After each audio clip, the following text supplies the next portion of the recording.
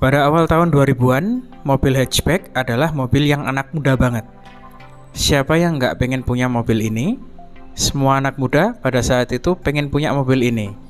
Walaupun terkadang nggak mampu membeli, tapi setidaknya keinginan dalam hati jika punya uang pasti ingin beli mobil hatchback. Kenapa bisa seperti itu? Ya, tentu aja hal ini bisa terjadi karena hatchback walaupun bukan kelas mobil yang baru, karena ada di tahun 90-an.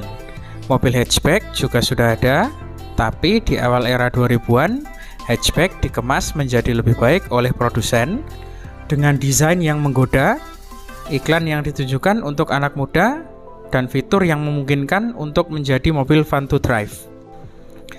Tentu aja, hatchback menjadi mobil primadona anak muda kala itu. Dan di pasaran mobil Indonesia, pasar hatchback didominasi oleh salah satu produsen, yaitu dengan Honda Jazz-nya. Walaupun memang ada beberapa produsen yang mengeluarkan mobil hatchback ikonik lainnya, misalnya Suzuki dengan Swift dan Toyota dengan Yaris Bakpao. Menariknya, Honda Jazz langsung bisa mengambil pasar yang ada saat itu. Honda mengenalkan Honda Jazz generasi pertama pada tahun 2004. Dengan mengeluarkan Jazz yang berkode GD3. Dalam penjualannya, Honda Jazz dijual dalam dua varian. Yang pertama, mesin 1500cc IDSI, dan yang kedua, 1500cc VTEC. Ya, VTEC. Mobil ini sudah dilengkapi dengan VTEC untuk tipe tertentu yang pada akhirnya mesin ini langsung mewakili performa di mobil hatchback kecil. Selain mesinnya, mobil ini juga menggunakan CVT yang bisa dikatakan Jazz menjadi salah satu mobil pionir CVT di Indonesia. Jadinya ya Jazz langsung menjadi mobil primadona. Kasarnya, Honda berhasil memberikan kesan kalau mobil ini adalah mobil anak muda yang nyaman tapi tetap bisa ngebut dengan VTEC-nya. Dan saking populernya, sampai ada isu mengenai mobil ini, yaitu tentang titik merah yang ada pada logo Honda Jazz bagian belakang. Banyak orang meyakini logo Jazz bagian belakang kalau titik tersebut mengandung emas putih. Makanya banyak banget titik merah Honda Jazz hilang karena dicolong orang. Yang jadi pertanyaan, kenapa bisa Honda Jazz ini langsung bisa diterima masyarakat waktu itu? Hal ini bisa terjadi ya tentu aja karena sejatinya Honda Jazz atau Honda Fit di Jepang sudah dikeluarkan dari tahun 2001. Yang berarti banyak orang Indonesia yang sudah melakukan import langsung mobil ini ke Indonesia dengan atas nama Honda Fit. Selain banyak yang mengimport, juga majalah otomotif kala itu juga selalu menggoreng mobil ini sehingga pada saat kemunculannya, mobil ini sudah layak ditunggu-tunggu banget. Jadinya ya ketika Honda mengeluarkan mobil ini, orang nggak pakai mikir panjang dan langsung beli gitu aja.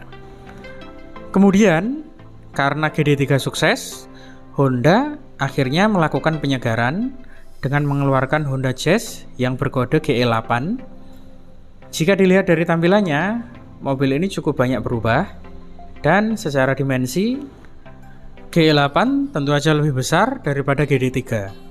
Ya, dimensinya bertambah sekitar 70 mm. Selain di dimensi, untuk generasi ini, mesinnya juga diperbarui, yang mana di GE8 sudah menggunakan teknologi iVTEC untuk di beberapa tipenya. Dan, ya mobil ini sukses juga. Kemudian, karena mobil generasi kedua sukses, Honda terus memasukkan dan memperbarui Honda Jazz dengan mengeluarkan Honda Jazz GK5 pada tahun 2013. Di GK5, kita tidak bisa melihat kemiripan antara Jazz Gen 1 GD3 dan Jazz Gen 2 GE8.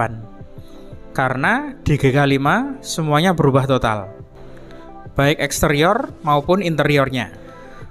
Sama seperti Honda Jazz pada umumnya, GK5 laris banget di pasaran. Apalagi kalau melihat selera desain orang Indonesia yang suka tajam dan sipit-sipit, GK5 sudah mewakili itu semua.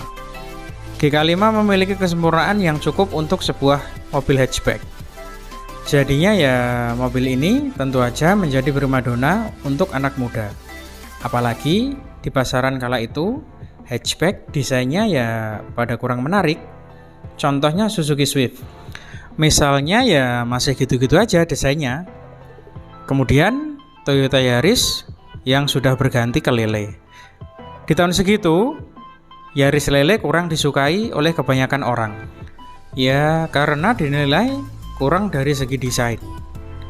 Dan yang lainnya ada sih yang lebih menarik, seperti Ford Fiesta yang bentuknya kayak Aston Martin. Tapi tunggu, itu kan mobil Amerika. Tahu sendiri waktu itu mobil Amerika memang kalah saing di Indonesia dengan mobil-mobil Jepang. Jadi kasarnya Honda Jazz tidak memiliki persaingan secara langsung. Dengan kesuksesan Honda Jazz, konsumen banyak yang berpikir dan berharap kalau Honda Jazz generasi keempat akan menjadi lebih menarik dan lebih futuristik, lebih tajam dan lebih sipit.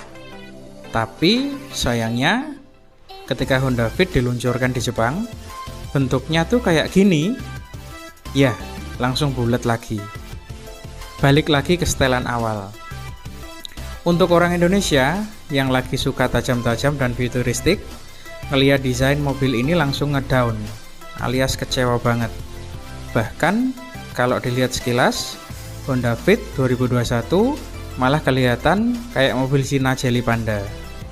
Menariknya, ATPM pun menyadari hal ini, yang pada akhirnya Honda tidak mengambil Honda Jazz untuk dijual di pasar Indonesia. Karena sejatinya mobil ini pasti tidak akan laku di Indonesia. Dan ATPM Honda akhirnya mendiscontinue Honda Jazz dan menggantikannya dengan mobil Honda City Hatchback.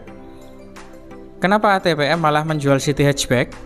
Tentu aja City Hatchback masih memiliki desain yang sesuai dengan selera pasar Indonesia, tajam dan futuristik. Tapi apa yang terjadi? Ternyata sampai sekarang bisa dibilang penjualan Honda City Hatchback di Indonesia kurang begitu laku. Kesimpulannya, GR3 dikenal sebagai pionir dan tentunya irit bahan bakar, terutama yang tipe IDSI. Namun, transmisi CVT-nya memerlukan perawatan ekstra.